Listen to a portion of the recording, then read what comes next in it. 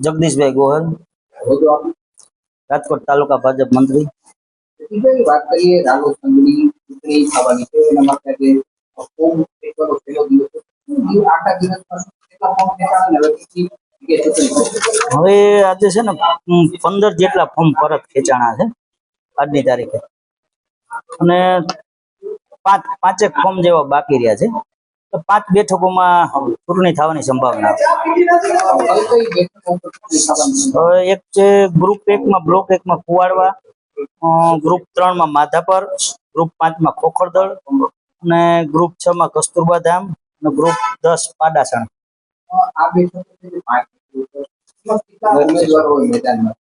હવે બધામાં છે ને બબે ઉમેદવાર તો છે જ મોસ્ટ ઓફ, અને 5 બેઠકો બિનહરીફ થયેલ છે. આજને રાજકોટ તાલુકાની લોધિકા તાલુકાની 5 બેઠકો બિનહરીફ થયેલ છે. 5 લોધિકા તાલુકામાં અને 5 રાજકોટ તાલુકામાં, એમ કરીને 10 બેઠકો બિનહરીફ થયેલ છે.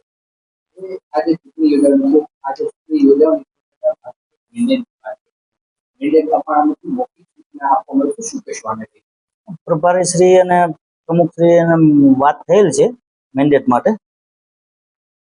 આજે ચૂંટણી છે એમાં મોટા ભાગના ઉમેદવારો છે ભાજપના છે. ભાજપના આજે શું અનાજ એવું લાગી છે? ના, એવું કઈ નથી લાગ્યું. તો જે લોકો ચૂંટણી કરે છે ભાજપ આગામી દિવસમાં પગલા ભરે લાગે? ના, એવું પગલા લેવાનું નહીં.